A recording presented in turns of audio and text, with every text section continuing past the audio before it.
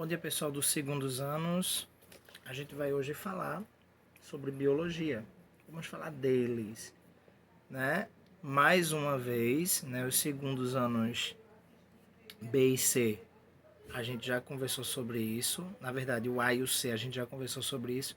E o segundo B, a gente ainda não teve oportunidade de entrar nesse assunto, né?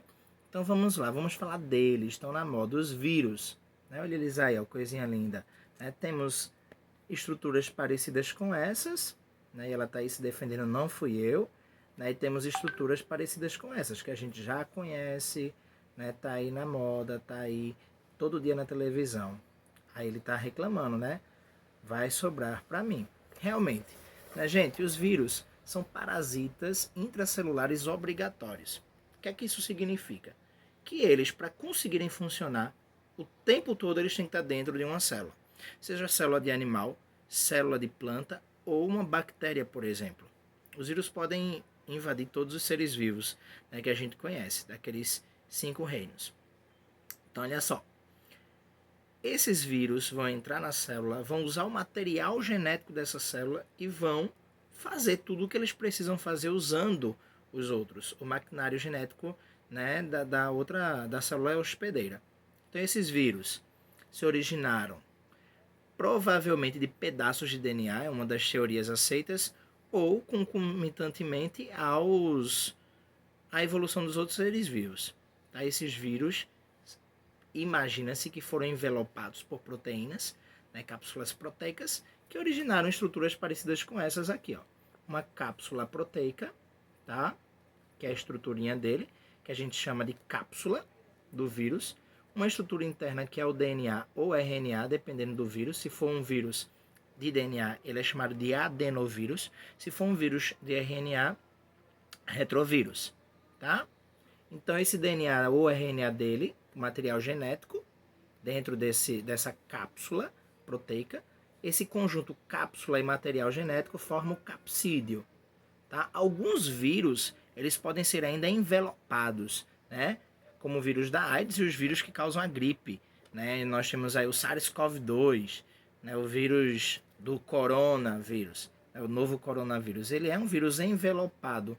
Né? Esse envelope é uma estrutura a mais, né? Formada por lipídios, por exemplo. Por isso que a gente deve lavar bem as mãos nessa época de pandemia, porque o sabão ele destrói essa gordura, né? Então a gente está destruindo o vírus e faz com que ele não consiga mais agir dentro das nossas células.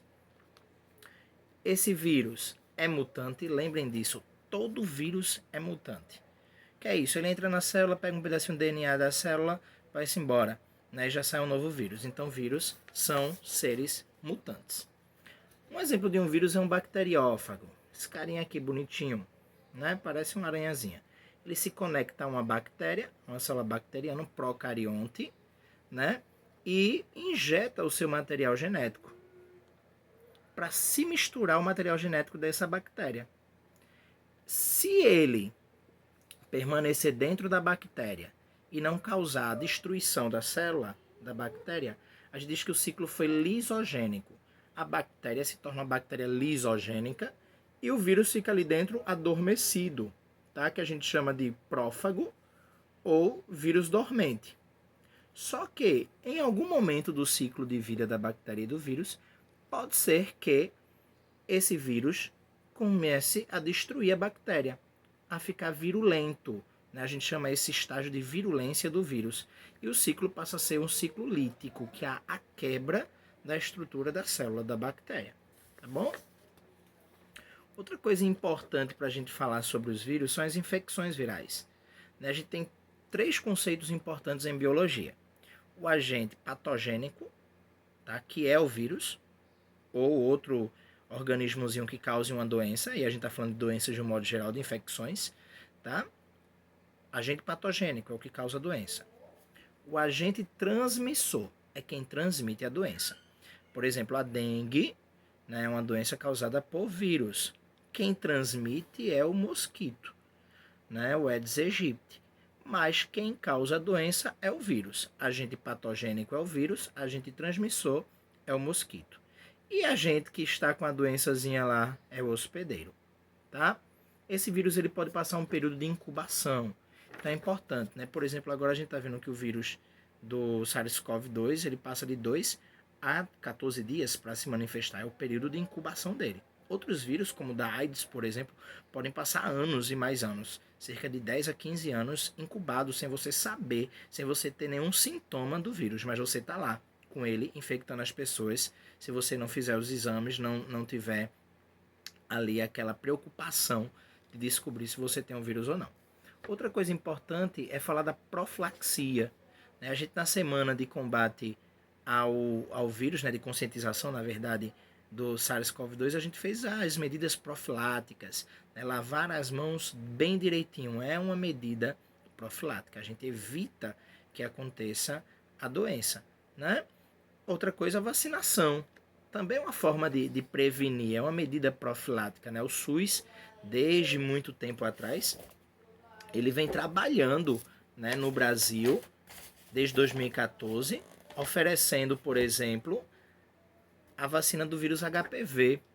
Né? O HPV, que é o papiloma vírus humano, que causa o câncer do colo do útero nas meninas. O menino ele tem o vírus, não tem sintomas, por exemplo, mas na menina causa os problemas.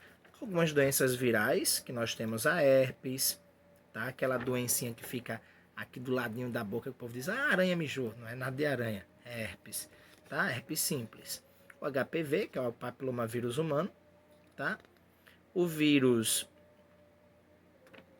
do resfriado, nem eu entendi minha letra aqui, a gripe, a dengue, a zika, né? A gente também tem a rubéola, a poliomielite, né, que foi erradicada no Brasil desde os anos 80 e hoje em dia está voltando essa doença porque os pais, incrédulos na ciência, né, aquele povo fanático, está deixando de vacinar seus filhos. Então a poliomielite, que é o vírus que causa, por exemplo, que causa na criança, né, que não tomou a vacina, a paralisia infantil, né, tá voltando. Então a gente não pode deixar, né? Temos também a AIDS, né, que não tem vacina, né, tem coquetéis, tem medicamentos que vão destruir algumas, paralisar algumas etapas do vírus, né? Então isso é importante. E temos os vírus fitopatogênicos que causam doenças em plantas, né? Como por exemplo, a gente tem aquela doencinha da planta que a gente chama de ferrugem, né? A gente tem ali a plantinha doente e a gente tem que cuidar dela também, porque é um ser vivo, né? Então a gente tem que cuidar dessas plantinhas, por exemplo, fruto de laranja doce afetado por leprose, né? Numa fazenda, eu tô vendo aqui uma fotozinha dela. Então a gente tem que ter cuidado quando for também manusear uma plantação, manusear um pomar, para a gente não infectar as plantas. Né? Então é isso.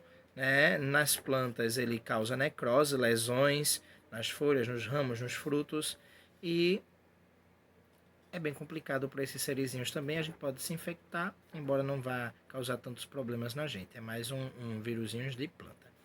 Galerinha, do segundo B chegou esse conteúdo agora para vocês. Segundo A e C é isso. Né? Daqui a pouco eu envio outro vídeo com um novo assunto, né? Já que a gente está aí adiantado ao B, eu tinha que mandar essa aula para os três, para o B, A e C. E uma atividadezinha, se liguem, tá? Outra coisa, fiquem em casa. Não é hora de sair, é hora da gente se cuidar. Cheiro!